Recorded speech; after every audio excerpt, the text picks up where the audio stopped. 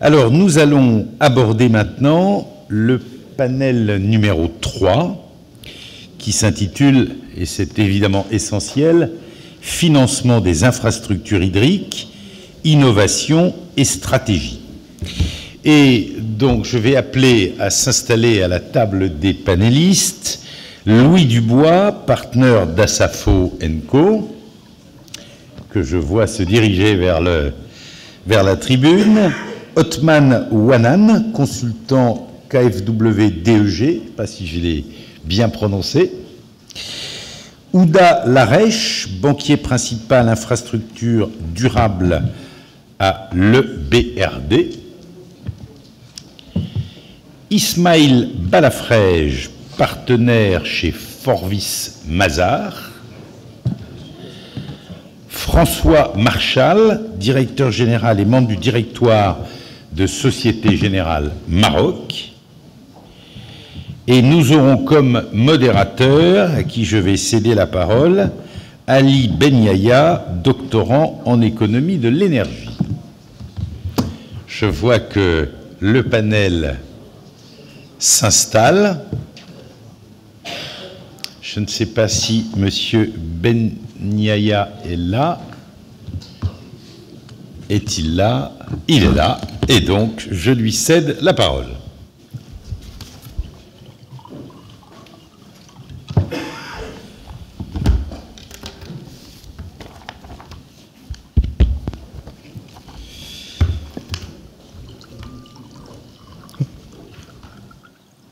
Bonjour à tous.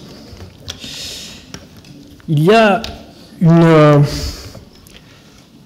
belle phrase d'Alfred de Musset, une phrase qui m'a suffisamment marqué pour m'accompagner au fil des années et qui essentialise, je trouve, assez bien le paradigme auquel nous sommes ici confrontés. La vie est une rose dont chaque pétale est une illusion et chaque épine une réalité.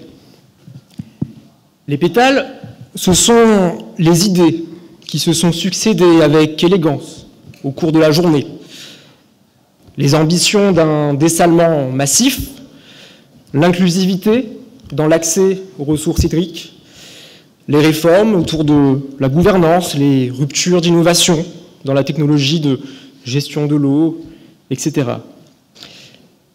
Les épines, d'une certaine façon,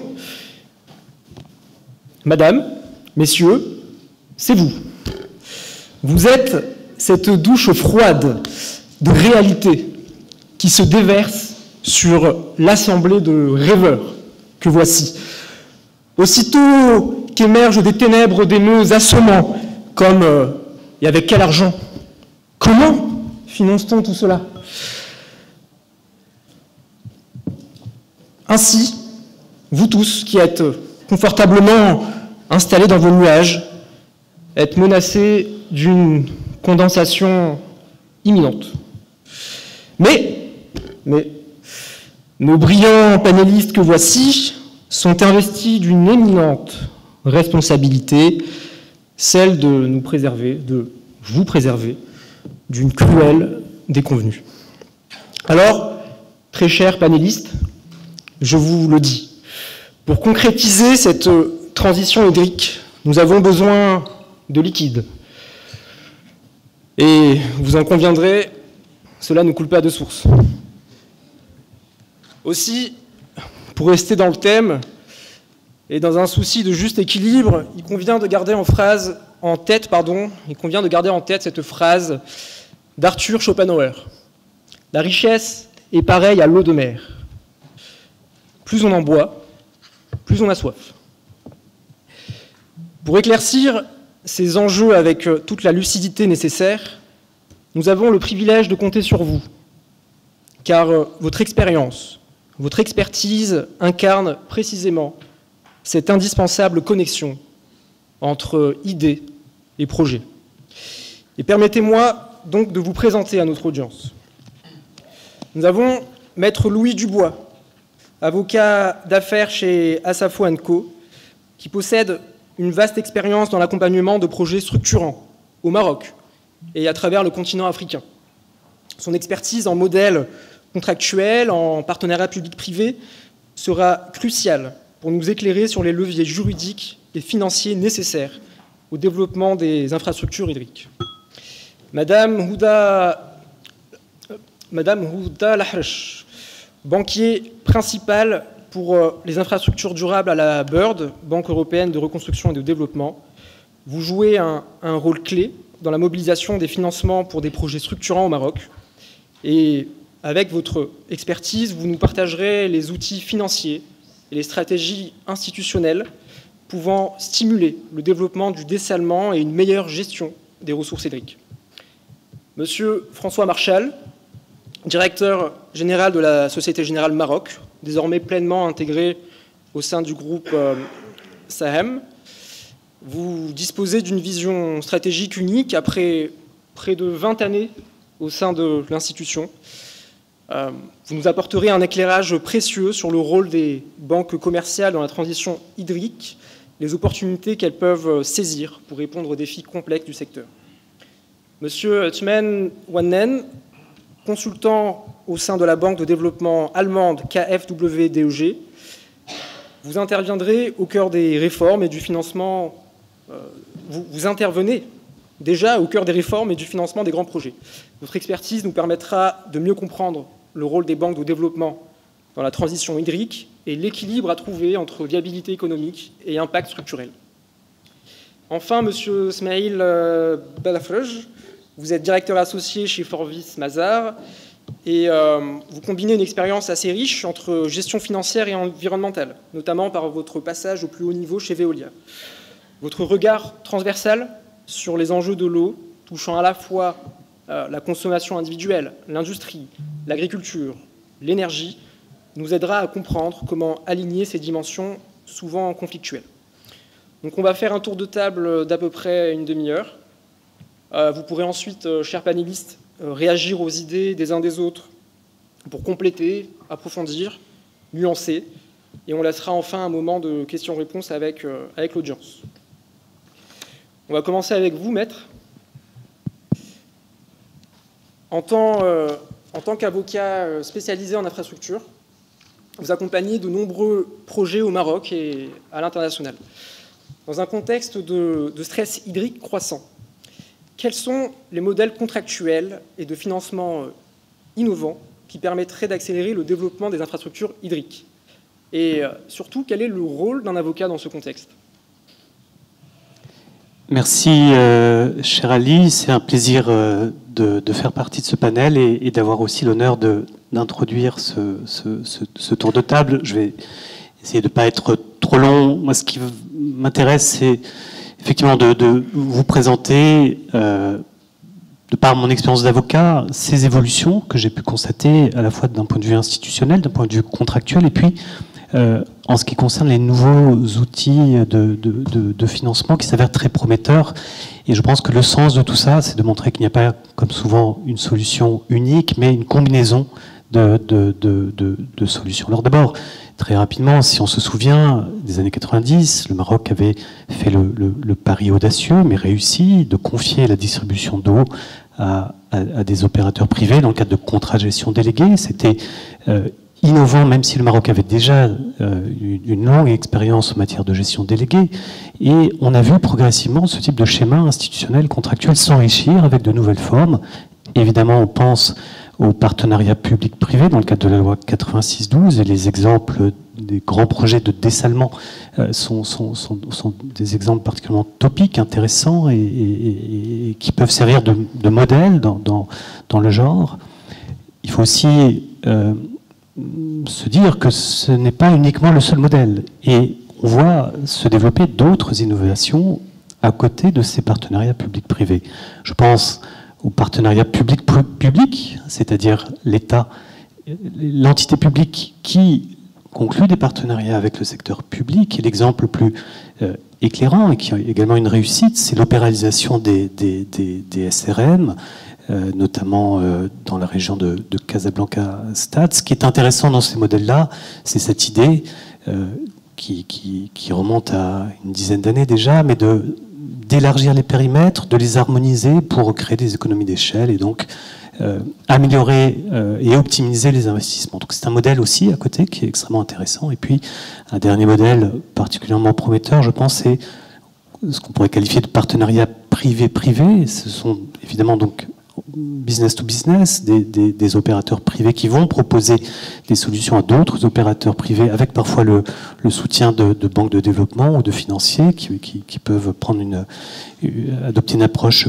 catalytique dans ce type de projet, mais avec aussi le soutien de l'État. Et c'est là où le Maroc a complété, comme vous le savez, son cadre juridique avec la nouvelle charte sur l'investissement. Et donc, dans ce cadre-là, l'État n'est plus forcément l'initiateur ou l'off-taker de ces projets, mais le soutien. Et ça, c'est un élément qui est extrêmement intéressant. Et pas forcément uniquement pour le secteur hydraulique. On sait que les grands projets de gigafactory dans l'industrie automobile notamment sont réalisés dans le cadre de la charte sur l'investissement. Les projets d'hydrogène vert sont conçus également dans ce cadre-là. Et donc, c'est un exemple, je trouve, particulièrement intéressant et topique du fait qu'il n'y a pas une recette miracle, mais plusieurs recettes importantes. Les outils de financement, il y a aussi des choses très intéressantes, très novatrices. Il y a un démarrage au Maroc, donc je ne vais pas m'étendre dessus, puisque ce n'est pas mon métier, mais on voit de plus en plus effectivement le développement pour financer ces projets d'utilisation de blue bond, de green bond et d'autres formes de financement qui, je pense, offrent en complément de ce cadre institutionnel et contractuel des perspectives extrêmement intéressantes. Et pour conclure, mon rôle d'avocat dans ce type de projet, il est évidemment qu'un maillon de la chaîne, parmi énormément de complexité, mais simplement à la fois de pouvoir faire cette revue du cadre juridique par rapport à un projet qui est présenté par nos clients, qui soient des banques, des entités publiques, des développeurs, et puis sur la base de ce cadre juridique, voir si le projet est possible, s'il y a des adaptations à faire. Et une fois évidemment qu'on a fait ce travail, alors c'est traduire dans la documentation juridique ce projet de telle sorte que ce qui est un projet, ce qui est un concept, trouve ou cherche à contribuer à faire en sorte que ces projets deviennent des réalités opérationnelles. Voilà en quelques mots ce que je peux dire à ce sujet. Je vous remercie. Merci maître. Merci. Madame Lahrache, comment la BERD, Banque européenne de reconstruction et du développement, peut-elle accompagner les infrastructures durables et en particulier le secteur de l'eau? Quels sont, de votre point de vue, les outils de financement qui pourraient être adaptés pour accompagner les réformes institutionnelles, notamment, on parlait donc le développement du dessalement et de la gestion des nappes phréatiques. Et aussi, si vous pouvez nous éclairer un peu sur les leviers spécifiques que la BERD active pour stimuler les partenariats entre le secteur public et également, Maître Dubois nous parlait des partenariats privés-privés. Voilà, vous avez la parole. Eh bien, merci beaucoup. Je vous remercie pour l'invitation. C'est un sujet effectivement très vaste, donc je vais essayer de couvrir certains points. Rapidement, alors pour présenter la BERD, pour ceux qui ne connaissent pas, c'est la Banque européenne de reconstruction et développement. On est présent au Maroc depuis 2012 et on a un portefeuille de près de 2 milliards d'euros investis au Maroc, dont 1 milliard dans l'infrastructure durable. Donc je m'occupe moi-même du secteur de l'infrastructure durable à la BERD au Maroc. Et donc on a une panoplie d'instruments financiers avec lesquels on peut intervenir justement pour répondre aux besoins du secteur et pour financer. Mais notre intervention ne se traduit pas juste par un financement. Nous, quand on rentre dans un projet, c'est vraiment le suivi de son implémentation, notamment les projets d'infrastructure d'envergure. Nous avons également des outils pour accompagner ces projets. Donc c'est le triptyque de la BERD qui est les financements, mais pas seulement les financements. Donc on a l'assistance technique pour l'implémentation des projets, pour travailler sur des problématiques qui sont liées à nos projets. Je donnerai un exemple plus tard pour illustrer. Et puis on a aussi une composante qui peut être dialogue politique, donc pour travailler sur les réformes institutionnelles, sur aussi le cadre réglementaire s'il le faut, ou comment préserver les intérêts, les objectifs du projet. Donc voilà, au Maroc jusque-là, on a travaillé avec des acteurs publics. Donc on peut travailler à la fois avec des prêts publics souverains qui sont auprès du ministère des Finances directement, ou avec la garantie souveraine quand il s'agit de travailler avec des institutions publiques comme l'ONE, ONDA, comme l'ONCF ou ADM. Donc tous les établissements publics, on avait recours à la garantie souveraine, ou bien la garantie Tamwilcom depuis peu. Et ensuite, on peut intervenir pour financer des autorités locales. Donc c'est ce qu'on appelle le sous-souverain chez nous. Et donc typiquement, c'est financer des régions, des villes. Donc, on a fait le premier bond avec la ville d'Agadir, et on a également travaillé avec la région de Guelmim pour financer un programme d'investissement dans le secteur de l'eau. Donc autour de la modernisation de stations de traitement des eaux usées et bien sûr pour l'amélioration de l'accès à l'eau potable. Après, bien sûr, le dernier volet qui arrive, c'est les partenariats publics-privés. Et donc, on est outillé pour travailler sur les partenariats publics-privés, pour financer le secteur privé, mais également pour préparer ces projets. Parce que, comme vous l'avez dit, je pense qu'il y a le cadre légal, donc le cadre réglementaire est là. Le Maroc est bien avancé de ce point de vue-là. Maintenant, afin d'avoir des PPP réussis, il faut une préparation. Quand on parle de préparation, c'est à la fois sur la partie légale, financière, mais aussi technique. Et donc pour ça, c'est quand même des budgets conséquents qui peuvent s'élever à des milliers, 1 à 2 millions d'euros en fonction des projets, surtout quand on parle de dessalement, c'est des projets d'envergure. Et la BERT a mis à disposition une facilité de préparation des projets. Alors je m'explique, c'est des fonds de donateurs ou des fonds de la BERT qu'on peut mettre à disposition du secteur public pour lancer les appels d'offres et les préparations, surtout le conseil juridique, financier et technique d'un projet. Et ensuite, une fois que la structuration du projet est finalisée, l'opérateur privé pourra rembourser les fonds qui ont servi à la préparation de ce projet. L'utilité de cette facilité, c'est vraiment d'avoir des structurations réussies et surtout on va dire un partage de risques équilibré entre le public et le privé. Quand on a des contrats qui permettent ce type de partage, à ce moment-là, le secteur privé répond présent, les banques répondent présentes parce que on sait où sont les risques et comment les projets sont structurés. Donc ça c'est le volet vraiment sur comment on peut accompagner les PPP, leur développement et surtout dans le secteur de l'eau qui est pour nous un secteur vraiment porteur. Aujourd'hui, je vous donnerai l'exemple d'un projet qu'on a accompagné, c'est le projet du Saïs avec le ministère de l'Agriculture et donc c'est la sauvegarde de la plaine du Saïs qui est dans la région de Fès-Meknès. L'objectif de ce projet, c'est vraiment de transférer l'eau d'un nouveau barrage, le barrage du Mdez, pour desservir plus de 30 000 hectares de terres irriguées. Aujourd'hui, qui est irriguée à partir de la nappe phréatique, mais le ministère a suivi ce projet et il a été le projet phare du plan Maroc Vert et du plan Green Generation, parce qu'il y a 100 millions de mètres cubes de déficit par an dans la nappe phréatique. Donc l'objectif, c'est de transférer l'eau et nous avons financé le pipeline ou bien la conduite d'eau qui va desservir plus de 30 000 hectares.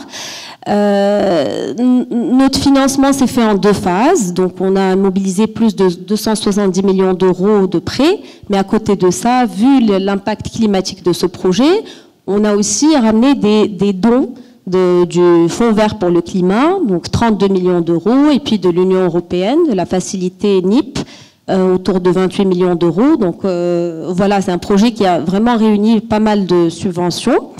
Et j'en parle parce que c'est vraiment on parle aujourd'hui de l'eau, le dessalement, mais aussi on a des régions où on peut capitaliser sur l'eau de surface pour répondre aux besoins d'irrigation. Et surtout, cette intervention, c'est de continuer à moderniser les techniques d'irrigation, à former. Donc, il y avait tout un programme d'assistance technique pour accompagner les agriculteurs.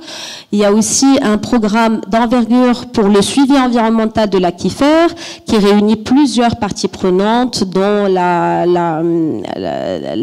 de SBU, le ministère de l'Agriculture et le ministère de l'Eau et de l'Équipement. Donc voilà, c'est pour expliquer un petit peu ce triptyque où on intervient avec des financements, de l'assistance technique, mais aussi le dialogue politique et accompagnement des réformes institutionnelles. Voilà, merci beaucoup. Merci beaucoup Madame pour ces clarifications, ces explications.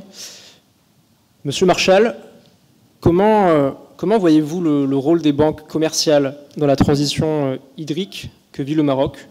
Quels sont selon vous les principaux obstacles dans le financement de ces infrastructures? Sont-ils le manque de rentabilité, les risques climatiques, la diversité des acteurs prenantes? Vous nous en parlerez, et j'aimerais savoir également si vous voyez des opportunités dans cet environnement-là. Merci beaucoup, bonjour à tous. Merci pour cette invitation, et le sujet est assez large. Je dirais, pour commencer sur la façon dont une banque commerciale intervient par rapport à la problématique de l'eau, je dirais qu'elle s'articule en trois volets. Il y a le premier volet dont on parle tous aujourd'hui, qui est le sujet de l'infrastructure. L'infrastructure, elle est fondamentale avec plusieurs composantes. Forcément, le dessalement est un des éléments importants parce que c'est des investissements très forts en capital et à très long terme. On a la chance au Maroc d'avoir des banques commerciales qui ont eu un accès à la liquidité long terme et qui peuvent l'investir sur ces projets de long terme. Et donc, on a accompagné des projets de financement de centrales de dessalement qui d'ailleurs souvent sont intégrés avec des projets d'énergie renouvelable parce que c'est comme ça que ça fait du sens dans l'équation globale, aussi bien en termes de coûts de production de l'eau qu'en termes de bilan carbone de l'ensemble de l'équation. Dans les infrastructures, il y a aussi beaucoup, on va dire, les infrastructures de transport. Vous avez parlé des transferts d'eau. Donc on a tous en tête les autoroutes de l'eau qui sont en train de se déployer, et notamment ce chantier assez faramineux de transfert du bassin du Sébou vers le Bourgreg et puis plus au sud après, qui permet d'équilibrer en fait la présence de la ressource par rapport aux besoins de sa consommation. Et comme vous disiez, l'eau, ça a l'avantage d'être liquide et de pouvoir du coup se transporter, je ne vais pas dire facilement, mais de se transporter en tout cas en très grande quantité, et de pouvoir gérer ces rééquilibrages. Et puis, il y a tout ce qui est beaucoup plus petit. C'est-à-dire que l'avantage de l'eau, ou son inconvénient, mais c'est que tout le monde en a besoin, tout le monde en consomme. On est vraiment sur le niveau zéro de la pyramide des besoins, et donc sur chaque activité qu'une banque commerciale va adresser, il y a une problématique eau. Et ça va de ces grands projets à n'importe quel projet de financement industriel qu'on va accompagner, n'importe quel financement agricole bien sûr, mais aussi la partie financement des logements, des collectivités locales ou des choses comme ça qui vont avoir à gérer des réseaux ou des contrats avec des fournisseurs. Et donc c'est vraiment les trois volets sur lesquels on va essayer d'intervenir. Une partie gros financement, on va dire, de long terme sur des infrastructures type dessalement, une partie d'accompagnement de projets, on va dire, de transport et d'allocation de la ressource en eau, et puis une partie plus générale qui va avec nos engagements ENS en tant que banque, qui est de dire, nous, on va, sur chacun des projets qu'on finance ou sur chacun des produits qu'on développe, regarder l'impact environnemental. Et du coup, je ferai le parallèle là-dessus avec ce qui existe sur la partie énergie et la partie carbone. Et un des enjeux, c'est qu'il y a eu beaucoup d'accent mis sur la période récente sur l'intensité carbone, l'efficacité carbone, notamment du fait de la taxe carbone aux frontières de l'Union européenne, avec tout un pan de l'industrie marocaine qui essaye de s'adapter très rapidement, et pas mal d'investissements du coup qui se sont déclenchés sur ce volet-là, avec des accompagnements. Enfin, je pense à des programmes de la Bird. Nous, on a travaillé avec vous sur Green Value Chain et ce genre de choses qui permettent d'incentiver l'investissement sur ce volet-là. Et en fait, on aboutit à quelque chose où la consommation de carbone ou l'émission de carbone finit par avoir un coût, puisqu'elle est compensée par une taxe. Et donc, le fait d'économiser les émissions de carbone vous génère de la rentabilité. De la même façon, il y a un coût de l'énergie qui est fixé, qui fait que toute économie d'énergie et donc d'émissions carbone qu'on va faire va pouvoir avoir un impact économique direct. Et la question qu'on doit tous se poser, c'est comment on essaye de translater ce type de mécanisme sur l'eau. De dire comment est-ce que ma consommation d'eau peut être accompagnée à la fois d'un point de vue réglementaire, avec soit des barrières qui sont faites. On a parlé, j'ai entendu dans les présentations précédentes, voilà, de comptabilité de l'eau, de savoir à quoi ça utilise, quelle est la valeur eau, entre guillemets, du produit que je commercialise ou que je transporte, de la même façon qu'on fait un bilan carbone du produit ou du service qu'on définit. Et je pense que cet élément-là, il est assez important pour pouvoir optimiser la façon dont les financements vont s'allouer vers l'eau et pour rééquilibrer aussi on va dire la charge de ce sujet de l'eau entre le public et le privé. Aujourd'hui, on sait beaucoup le public qui porte quand même ces sujets-là, même si le privé contribue en termes de financement. À la fin, le risque, et d'ailleurs le cadre et le prix sont plutôt fixés par le public. Et on est paradoxalement dans un marché de l'eau où on a une ressource qui est rare et dont la rareté est avérée et dont la rareté se renforce, avec un besoin qui augmente, mais avec une variable de prix qui normalement est une variable d'ajustement qui permet d'une part de gérer l'augmentation de la disponibilité du produit, enfin de la ressource en eau. Et donc là, je pense au dessalement. Enfin, le dessalement, c'est une capacité d'augmenter la ressource en eau, mais ça se fait à un coût. Et puis de l'autre côté, quand le coût augmente, l'incentive à l'économiser augmente aussi.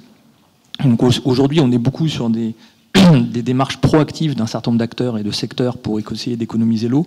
Mais la question du vrai prix de l'eau en fonction de à quoi elle sert, à qui elle va et quelle est la valeur qui en est tirée, est aussi un sujet sur lequel on doit pouvoir essayer de contribuer tous collectivement, parce que en tant que banque commerciale, c'est comme ça qu'on va pouvoir aller chez nos clients et voir un certain nombre de choses. Je refais le parallèle avec les énergies renouvelables. On a des produits type pack solaire, où on finance des investissements pour faire des économies d'énergie aux clients. C'est des projets qui aujourd'hui sont autoporteurs. Sur entre 6 et 8 ans, l'économie d'énergie que vous allez générer par votre installation rentabilise l'investissement que vous allez faire dessus. Aujourd'hui, le prix de l'eau sur un certain nombre de secteurs n'est pas forcément suffisamment bien calibré pour que l'économie d'eau que vous allez faire puisse justifier l'investissement sans qu'il y ait une incentive publique ou une incentive d'un partenaire type DFI qui va venir vous financer toute l'analyse et puis vous subventionner peut-être une partie là-dessus. Et donc cette question est importante pour nous et on essaie de la prendre en compte quand on accompagne nos clients. Merci beaucoup, Monsieur Marchal. Merci. Monsieur Wannen, j'ai aussi une question pour vous.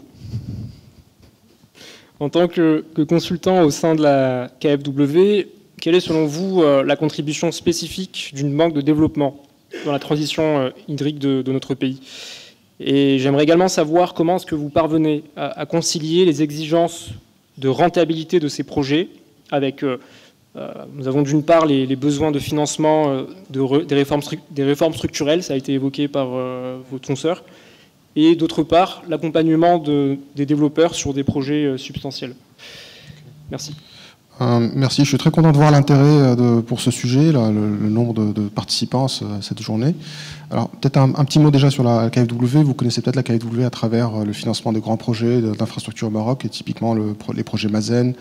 Ça c'est la partie banque de développement. La KfW, c'est une banque allemande de développement qui a un portefeuille d'à peu près 5 milliards d'euros en cours au Maroc. C'est un grand groupe qui compte aussi bien une branche dédiée au secteur privé, la DEG, qu'une branche dédiée à l'export finance, la IPEX.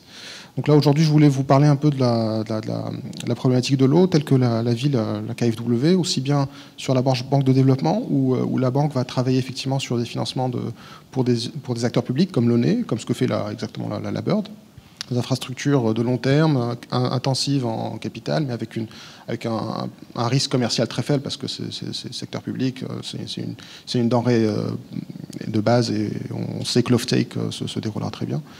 Maintenant, toujours sur le secteur public, il y a aussi tout ce dont vous avez parlé, tout ce qui est les réformes réglementaires.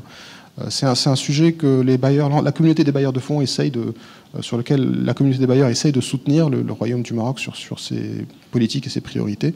La KfW a été l'un des premiers bailleurs à soutenir la gestion intégrée des ressources en eau où l'idée était de mettre en parallèle, en face à face, les ressources avec les usages et d'avoir une décision au niveau de chaque bassin versant des consommations et des priorisations, des affectations des ressources en eau. C'est un sujet qui est maintenant, on le voit, très critique et qui pose le sujet de la gouvernance et de l'allocation des ressources en eau. Au-delà du cadre réglementaire, il y a aussi des projets d'infrastructure. Donc il y a les grands projets d'infrastructure qui sont très facilement finançables, je dirais. À la DEG, on essaye de faire aussi des projets de plus petite taille, où on va apporter effectivement de la bonification ou de l'assistance technique pour avoir de l'additionnalité. Je vous donne quelques exemples. À Tbilissi, en Géorgie, on a financé une centrale de traitement d'eau potable de 25 millions d'euros. On a accompagné ça des études préparatoires sur la gestion du lac, pour le lac de Tbilissi, pour pouvoir restaurer la qualité d'eau de baignade. À Oman, il y avait un projet pour des zones humides artificielles qui permettait de traiter de façon biologique les effluves de produits pétroliers par des méthodes naturelles, donc des roseaux, voilà, donc la contribution des oiseaux migrateurs. Donc on essaye vraiment avec des bonifications et des sources de subventions d'apporter un plus à des projets, de pousser le promoteur à s'engager sur des aspects qui n'ont pas forcément un sens commercial, mais qui ont un sens pour la communauté. Voilà, donc, et c'est ce qu'on essaie de faire aussi sur des petits projets. Donc sur des grands projets, c'est plus facile parce que vous avez de la visibilité. Vous avez par exemple l'Union européenne qui soutient le Maroc de façon stratégique et qui va allouer donc des enveloppes pour des aides. Sur des projets de plus petite taille, portés par des municipalités, par des opérateurs de villes secondaires, c'est aussi important, et on essaie aussi d'impliquer, de développer ça au Maroc. Merci beaucoup. Monsieur Onan, merci. On peut conclure le premier tour avec Monsieur Badafrej. Donc on a parlé du fait que vous aviez une certaine vue d'ensemble sur l'eau, et qu'on peut considérer l'eau a priori donc comme un enjeu transverse. On a parlé qui touche à la fois la consommation individuelle, industrielle, l'irrigation agricole, les besoins énergétiques. On peut donc se demander quelles sont les implications de cette imbrication sur la structuration et le financement d'un projet hydrique. Et j'aimerais également en savoir plus sur l'équilibre qui peut exister, qui peut subsister entre les différentes parties prenantes, publiques comme privées. Parfait, merci. Très heureux d'être parmi vous et de participer à ce panel également. Donc Forvis Mazars, c'est un cabinet de conseil et d'audit, et on intervient effectivement auprès des partenaires publics et privés à travers notamment 2 lignes de service.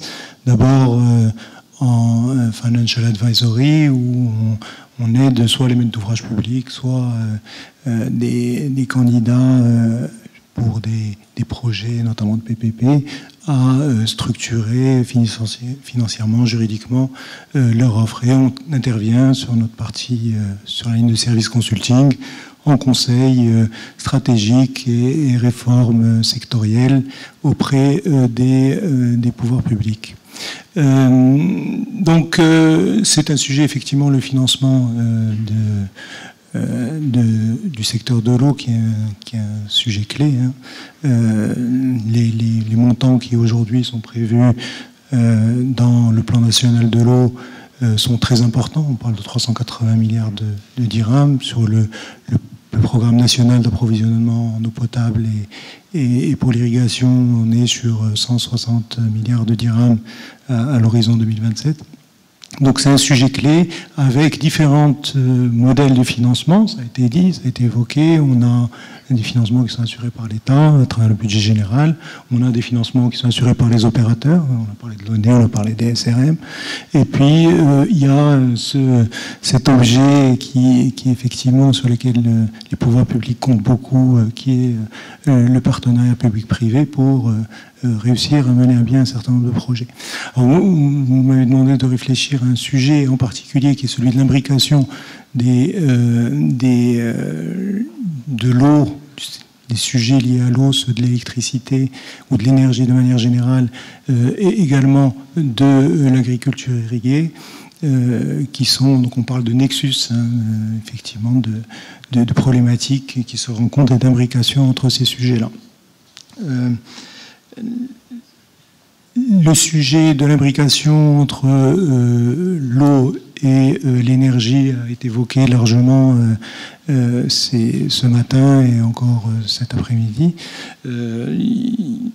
Il a deux niveaux. Alors bon, on sait que pour produire de l'eau avec certains modes énergétiques, de production d'énergie, on a besoin d'eau. C'est vrai évidemment de l'énergie hydroélectrique dont la part baisse, qui historiquement a été très forte au Maroc mais baisse. On en a besoin également pour la production d'hydrogène vert, et donc là il y a des grands projets qui sont en préparation et qui donc augmentent les besoins en eau. Et on a le sujet inverse, et de l'autre côté on a l'impact ou l'intégration de l'énergie dans la production d'eau. Alors là, il y a deux sujets, moi, qui me semblent importants. C'est d'abord la question de la disponibilité de l'énergie pour pouvoir mener à bien des projets hydriques, des projets d'infrastructure hydrique. Donc aujourd'hui, on parle sur le dessalement d'un objectif de 1,7, 1,9 million de mètres cubes par an. Ça suppose d'avoir une capacité installée d'électricité, d'énergie non renouvelable de 1,5, 1,6 gigawatts. Donc c'est quand même des projets très, très, très lourds. Il faut veiller, et c'est important dans le cadre des réformes et des politiques publiques, et c'est également au niveau micro, au niveau de chaque projet, veiller à ce que ces deux secteurs avancent en parallèle. Le deuxième sujet qui a été évoqué aussi, c'est celui des tarifs et des tarifs relatifs de l'eau et de l'électricité. Alors la part de l'électricité dans l'eau, dans la production d'eau est importante. Pour produire 1 mètre cube d'eau, il faut 2,5 kWh maintenant dans les technologies les plus avancées par dessalement. Pour le reuse, on est autour d'1 kWh. Les eaux conventionnelles, l'utilisation des eaux conventionnelles était plutôt autour de 0,5 kWh. Bon, donc, le coût de l'énergie dans l'eau reste important. Dans le dessalement, on est à 30-40% des OPEX. Il a baissé, mais malgré tout, on reste à des niveaux donc de production de tarifs de l'eau produite qui restent au-delà des tarifs évidemment d'utilisation des eaux conventionnelles, et ça pose une question de répartition de la valeur entre les différents opérateurs de la chaîne de valeur. C'est un sujet qui s'agit, c'est-à-dire qu'au niveau micro, on a une performance en termes de tarifs qui est obtenue. Il n'en reste pas moins qu'au niveau de la distribution, au niveau des transports et de la distribution, il y a des écarts et il va falloir voir comment ces écarts sont compensés. Alors, d'autant plus, et c'est un sujet également d'imbrication des secteurs de l'eau et de l'électricité, c'est que historiquement, notamment dans les contrats de distribution, le financement des infrastructures hydriques, quand on parle des stations de traitement, quand on parle des réseaux, a été financé grâce à une péréquation qui existait, et donc avec des tarifs d'électricité, des marges sur l'électricité qui permettaient de financer, de compenser des marges sur l'eau ou sur l'assainissement qui étaient plus faibles. Donc on a à la fois un sujet où on arrive par la baisse des tarifs de l'électricité, de la production d'électricité, à rendre une eau moins chère, à produire une eau moins chère, en tout cas, mais qui reste encore au-dessus et nettement au-dessus de l'utilisation des eaux conventionnelles. Et puis de l'autre côté, on a un risque finalement de on a besoin de tarifs d'électricité qui permettent, grâce à leur marge, à financer des projets hydriques dans le cadre des modèles qui sont, par exemple, ce modèle des SRM et de l'équilibre économique des SRM.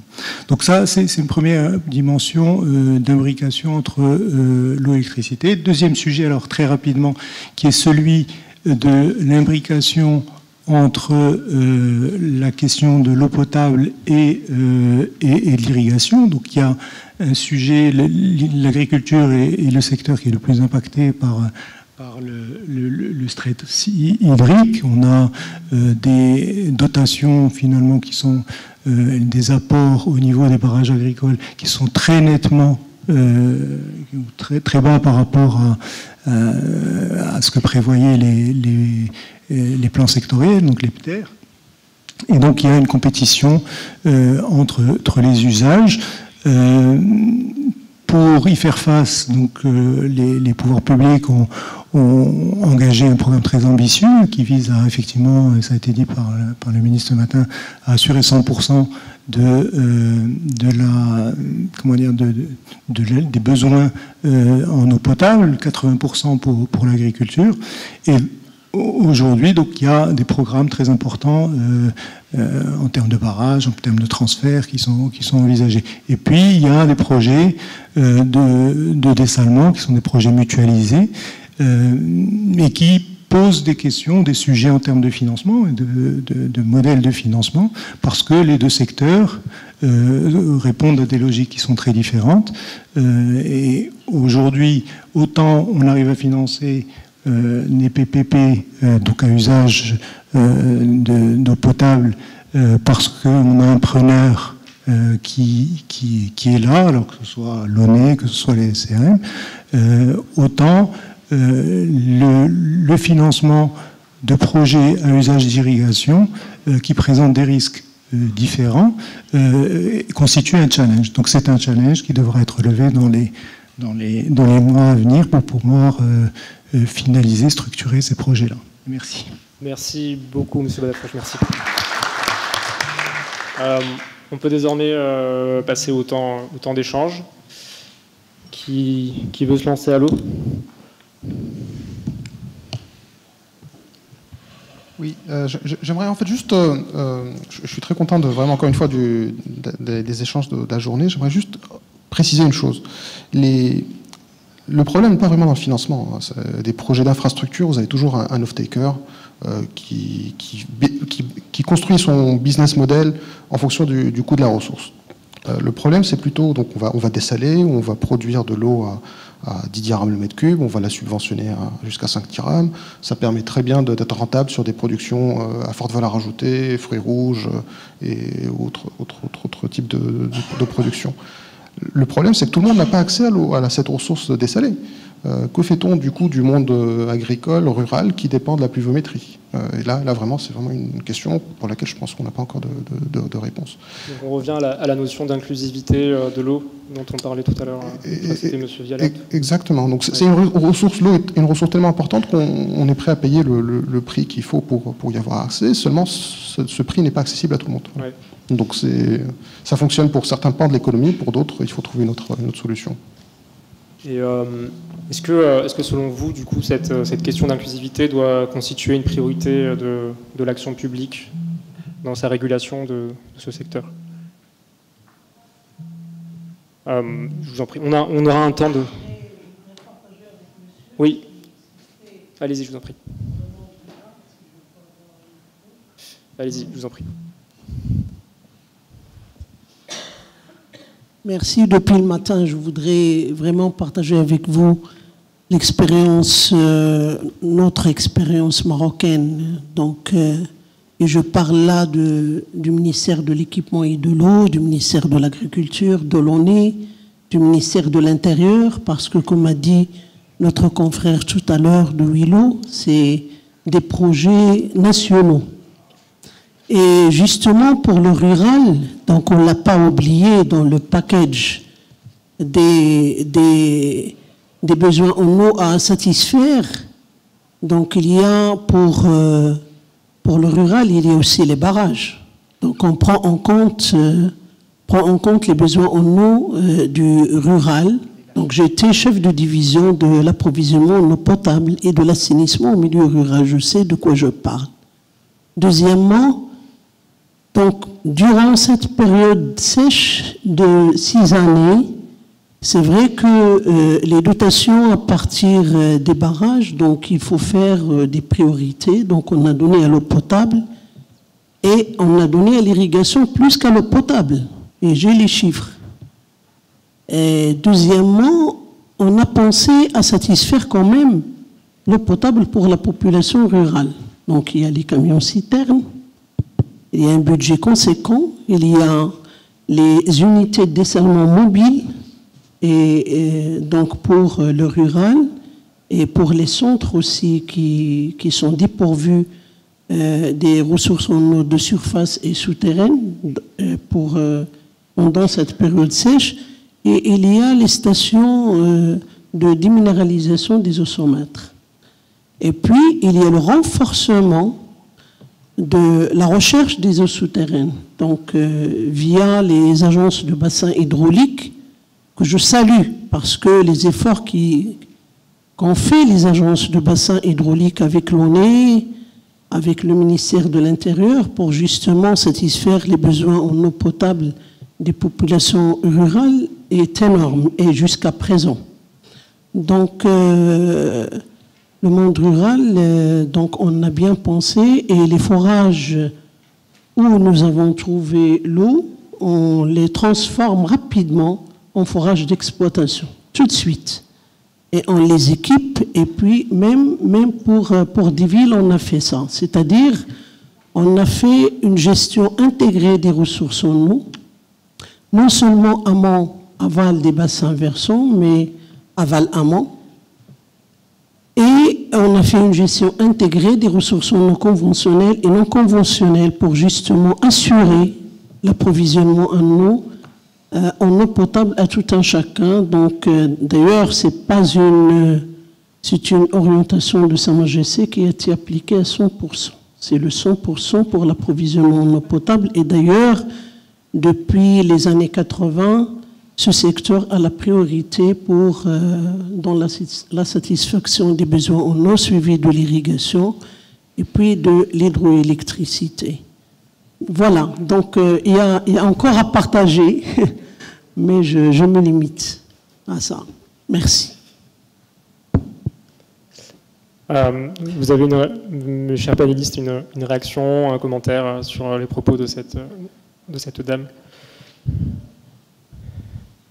Sur la partie eau, c'est sûr que l'ensemble des... Enfin, c'est un peu ce qu'on disait tout à l'heure, c'est que l'ensemble des sujets doit être pris en compte. Il n'y a pas que le dessalement qui ne peut concerner nécessairement que la façade maritime. Après, même si certains éminents corporates marocains arrivent à remonter l'eau vers leur bassin de production, ce qu'il faut, c'est cumuler l'ensemble des sujets en se disant il y a une pluviométrie donnée qui se réduit et qu'il faut capter au maximum. Donc les barrages sont un levier effectivement très important. Et puis après, il y a toutes les infrastructures de transport de l'eau, puisqu'on est sur une inadéquation en fait entre le moment où l'endroit où l'eau est disponible et l'endroit où l'eau a besoin d'être consommée. Et comme vous le dites, c'est une priorité nationale. Donc la question de cette répartition et de comment on génère la priorisation de la distribution et de la mise à disposition de la ressource est un des sujets qui doit faire l'objet d'une vision très claire et intégrée, et ensuite d'une priorisation des investissements pour pouvoir le délivrer et j'ai envie de dire tenir la cadence du défi qu'on a en termes de raréfaction de la ressource. Et donc au sein des banques commerciales, il y a un travail qui est fait actuellement pour prioriser les investissements en fonction de l'impact, on va dire, de l'impact social.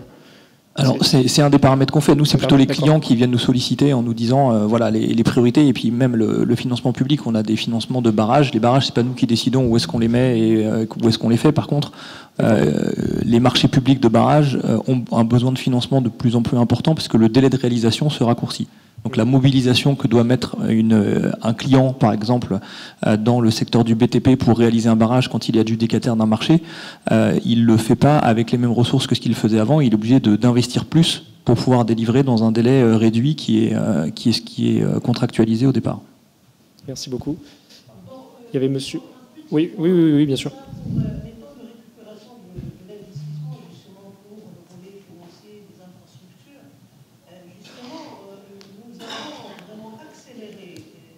accélérer les investissements pour justement faire face à l'accélération des réalisations au niveau de tous les projets hydrauliques, que ce soit pour les ressources non conventionnelles que les ressources non conventionnelles.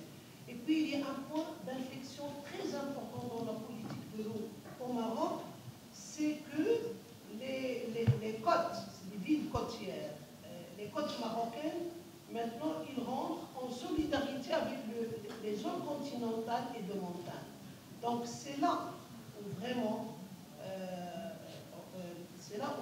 les banques financières doivent renforcer le continental et les zones de montagne parce qu'il y a une population vulnérable pour justement leur assurer une denrée rare et vitale qui est. Donc voilà un paramètre qui est très important pour le choix des projets. Et aussi un paramètre aussi important, il n'y a pas que le business plan et les indicateurs de ce business plan au moment du projet et de la réalisation des projets, mais aussi il faut avoir un business plan de suivi, des indicateurs après réalisation du projet et les indicateurs des risques si on n'atteint pas les performances du projet, les indicateurs du projet, quels risques? Ce n'est pas uniquement le partage des risques entre le privé et le public, mais il faut savoir quel type de risque la banque va encourir ou le projet dans son ensemble va encourir. Donc ça, c'est uniquement pour justement rentrer dans un cadre logique d'investissement et de financement des projets hydrauliques pour justement assurer une vraie mise en œuvre des projets et atteindre les indicateurs qui sont tracés au début. Merci beaucoup. Merci beaucoup, madame. Il y avait une question. Merci, Saad. Monsieur. Oui. Merci. Je voudrais juste réagir à la question pertinente qui a été soulevée par Saadman. Qu'allons-nous faire pour les zones rurales qui ne sont pas au bord du littoral marocain? C'est une question de fond qui met au cœur de nos débats la question de l'équité, à nouveau. Et je voudrais juste, avant de développer peut-être un commentaire sur cette question, juste préciser, pour que tout le monde fasse la même lecture de certaines communications. Je crois il y a une semaine, peut-être moins, le ministre de l'Équipement et de l'Eau, avec ses services, a été repris par les mass médias pour la première fois dans l'histoire du Maroc, depuis qu'on a les barrages. C'est la première fois que la dotation à l'eau potable dépasse la dotation allouée à l'agriculture. Sauf qu'il faut préciser qu'on parle là des eaux, des retenues des barrages. Si on se limitait à l'utilisation des seules quantités bien réduites de l'eau livrée à l'agriculture par les barrages, on n'aurait pas pu continuer à exporter ce que nous exportons, même ce que nous produisons pour le marché intérieur. À ces 900, 800 millions de mètres cubes, il faut ajouter entre 4 et 5 milliards de mètres cubes prélevés par pompage sur nappe phréatique, par l'agriculture. Du fait, justement, de l'extension démesurée de l'irrigation individuelle privée à travers le territoire national, y compris dans les zones où les nappes sont fortement exploitées, on continue à les surexploiter. Juste une précision. Pour la question de fond, on parle on met de plus en plus l'accent, de mon point de vue, ça a été dit, répété, vous êtes plus spécialiste que moi sur ces questions, le dessalement de l'eau de mer n'est même plus une option pour notre pays, c'est une obligation, on n'a pas le choix. Tant qu'on discute de cette obligation, de ce passage obligé de l'eau potable, dès qu'on passe à l'usage agricole par le dessalement ne pourra se faire à des coûts supportables que le long du littoral. J'attire votre attention. Et c'est les aspects auxquels on ne s'est jamais donné suffisamment de moyens pour assurer des systèmes de suivi et d'évaluation sérieux, crédibles et indépendants. Revenez au débat national d'aménagement territoire du début des années 2000, du temps du gouvernement de l'alternance. C'est la charte nationale d'aménagement territoire. Et plein d'autres documents de référence. Nous avons déjà un énorme problème de littoralisation de nos côtes, avec tous les problèmes environnementaux du fait de la forte concentration démographique le long de littoral marocain. Si vous développez, moyennant le dessalement de l'eau de mer, des îlots de prospérité agricole par le développement de cultures à haute valeur ajoutée, vous imaginez bien que ça va interpeller, surtout s'il s'agit de production agricole à forte intensité en main-d'œuvre, ça va amplifier davantage le déplacement massif, la mobilité vers ces zones-là. Et donc on risque. Merci beaucoup, monsieur. Deuxième chose, depuis toujours, on n'a pas cessé de le répéter, le potentiel en ressources productives de notre agriculture est limité. Juste pour vous donner quelques repères rapides. Nous avons aujourd'hui, selon le recensement, le dernier recensement général de la population, 13 millions d'habitants en milieu rural. Si d'extrait la partie agricole, nous avons près de 9 millions d'hectares de ce qu'on appelle superficie agricole utile, c'est-à-dire les terres aptes à être cultivées, dont 20% ne sont pas irrigués. Monsieur. Ils sont équipés pour être irrigués. C'est tout, 20%. Le reste, c'est l'agriculture pluviale. Avec 1 600 000 exploitations agricoles sur 9 millions d'hectares. Ça vous fait à peine une moyenne de moins de 5 hectares par exploitation. Sous un climat semi-aride qui va le devenir encore plus, il serait illusoire de continuer à croire que le peu de ressources agricoles sous un climat aussi violent dans les années à venir va pouvoir supporter 13 millions d'euros. Qu'est-ce que je veux dire par là? C'est qu'on est dans l'obligation.